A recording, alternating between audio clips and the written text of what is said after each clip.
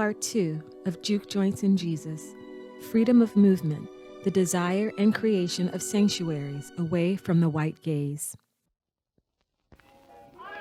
Black communities gave the ancestors freedom of movement. The Black church gave them strength to endure the present and hope for something better in the afterlife. But the juke joints, pool halls, and nightclubs that followed gave them joyful, unfiltered abandon in the moment, in rhythm and in blues.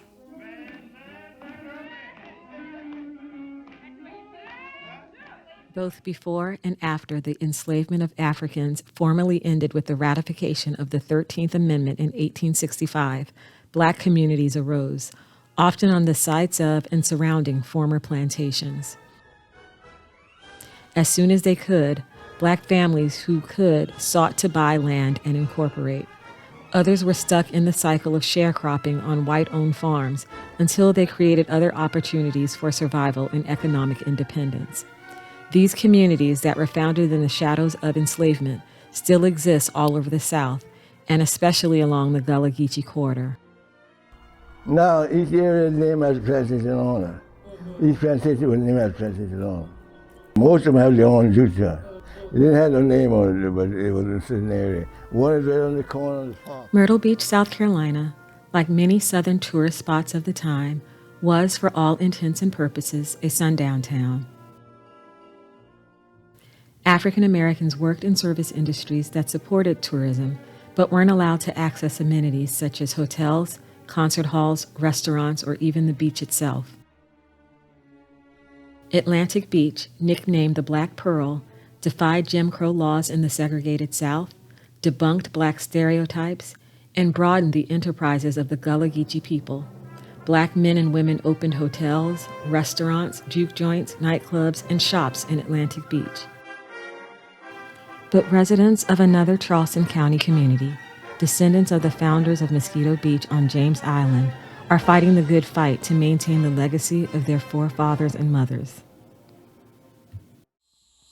Where the beach? I said, this is the beach.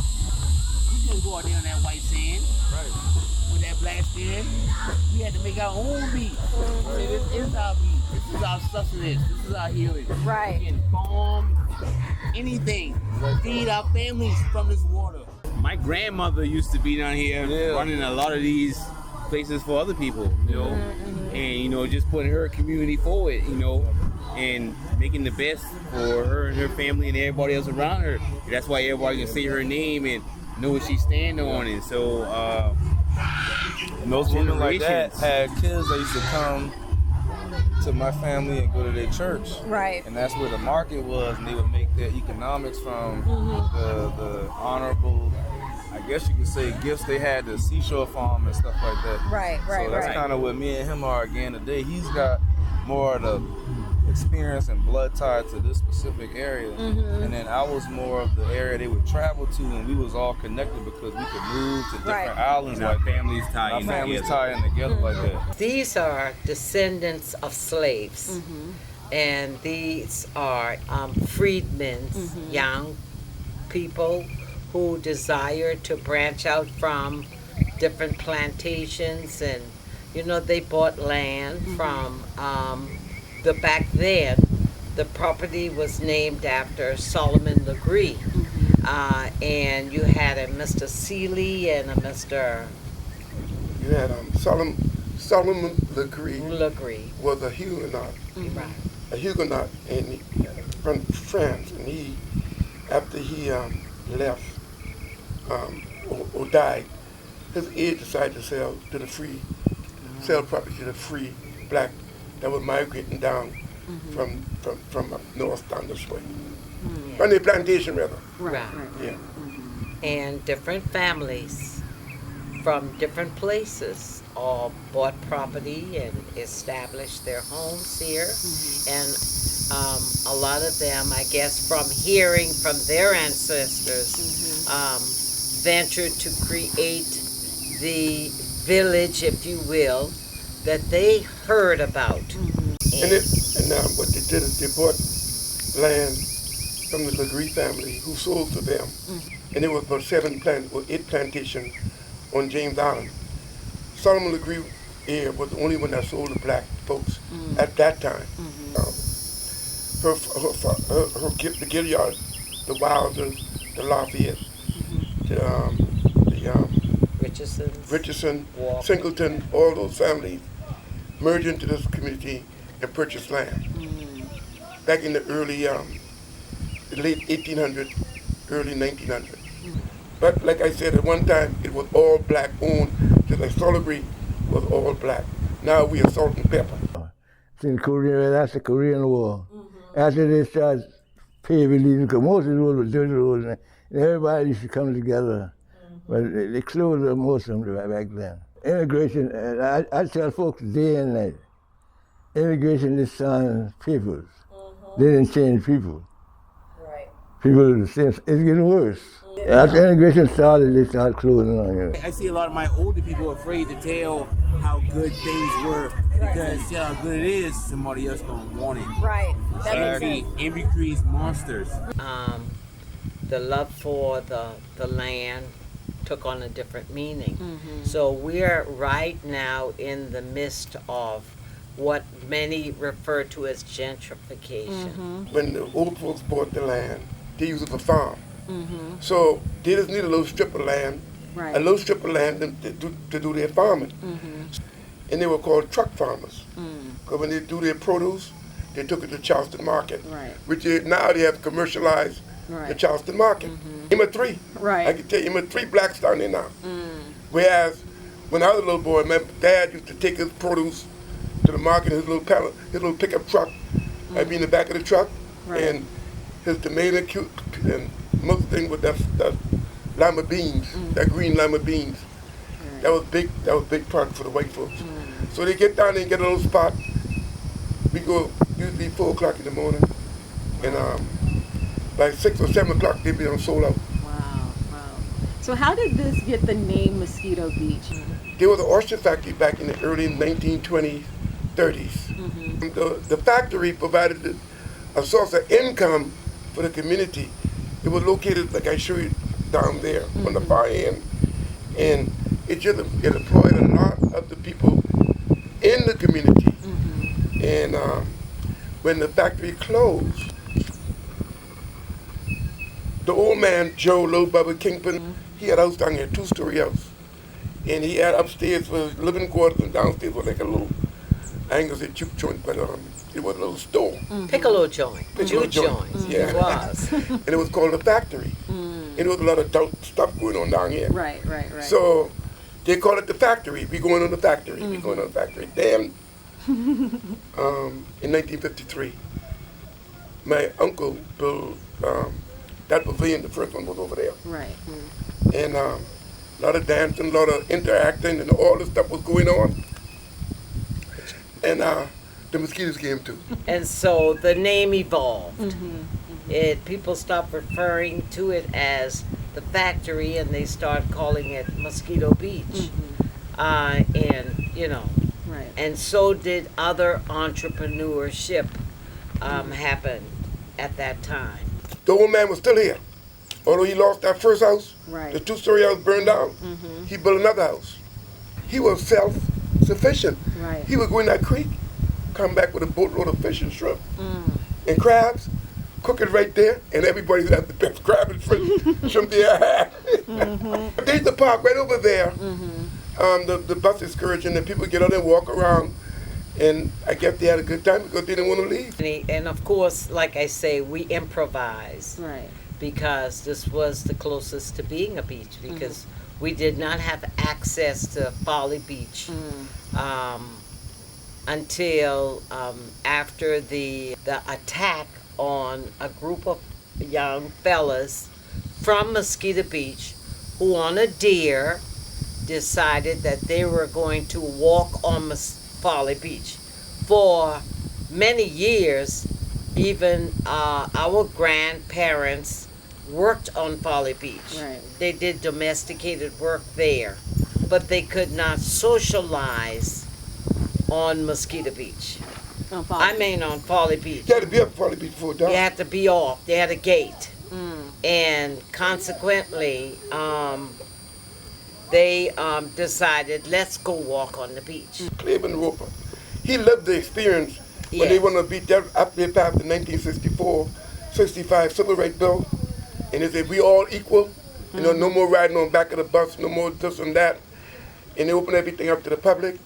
But they went and put the test when they went on Folly Beach, and they almost got their life taken. Massacred. So to improvise, we said beach, when in fact we know that this was marsh. And I guess people and bus excursions coming from a distance anticipated a beach. Right. But nonetheless, when they come to realize after traveling a distance that indeed it was not a beach, but more or less an island, they enjoyed the experience nonetheless. Right. Yeah, because of good dancing, good eating, good walking up and down, and you know the guy's gonna be looking at the girls, and the girls gonna be looking at the guy. The birds and the bees. Of course, you know I was innocent. I didn't love it. And you know, what has happened is, what has passed us by were opportunities for growth, because monies were filtrated in other direction. How long ago since you got consideration for your grant? 2019? Yeah. Yeah, just now getting access to any kind, that's the first type of funding that ever came this way. So imagine, if you will, you know, where we could have been. They told me when I had to go down to the planning and zoning board all the time, they wanted to close Mosquito Beach down. You know what they did? They rezoned Mosquito Beach. RS10. RS10 means residential. Everything down here was always nightclub, cafe, whatever You wanna call it. And there was always a business down here. So what their intent was to, if you lose your business, You couldn't build you can it. put it back. You zone residential. You lose conformity. But they wanted, that was the intent back in the 90s, Right. to close Mosquito Beach down. That's why we focus more on living history. Like we, you there, we making history every day. We bring our elders in, we talk to them daily. We want to start some food drives. Yeah, we always making history. Right. We got these events going on just so that we don't lose any more of our heritage that we already lost. Yeah. Some people have like trades and stuff that they hold on to. They, you know, you learn how to plant different things, but you don't have the full concept, the complete package. Right. And that's what we're trying to obtain. We're trying to bring everybody together to make this more than us. Right. It's always It's been not us. singular. It always been making us. His story is very singular. Right. A few women built this energy out here, Right. and there's only a few men trying to retain that feminine form of business where you do and you share. Right. Almost like how you birth when you meet someone Right. you That's love. definitely feminine This is our energy. passion, and this is what we do. So we take it in an alpha mentality and we protect it. We got a bunch of people that know a lot of things: instruments, cooking, knowledge, real estate, business management. It's like a cornucopia of knowledge right here, and All around. nobody is hiding anything. Right. Nobody is- Our concept of running a business was to link up with the black-owned seafood business. So we would order all of our seafood fresh from them. Right. People follow good eating and good food. And listen, my uncle, that's two buildings now, but it was one. It was two.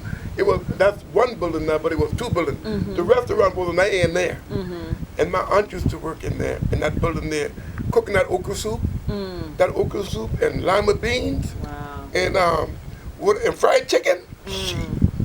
Boy, them people come on Friday, Saturday, Sunday night. They in there like macaroni and cheese, or I'm talking the real deal. Right. I'm not talking no imitation stuff. Well, what's interesting when you talk about the menu too, I'm reminded of West Africa. That's right. And you know, a lot There's of the food yes. traditions there too. Absolutely. The okra soup Yes. and everything. So Yes. even our, perlo and things like that are Yes. close to, some of their And red rice. Yes. That's another Yes. thing. Right, red You know, rice. white people, they like up that red rice. There is a direct Right. linkage. A lot of us can actually trace our history to that linkage. Right. We just straight up watching what the elders have already done before. Right. And humbly just making sure kids understand that we trying to live by example. You should too. There's a lot of youth entrepreneurship going on. Well, if you go inside, you talk to those kids in there right now. They play drums. Legacy catering. Right. They're youth. Them were like 17 years old, trying to get out there. Right. Create some of their own.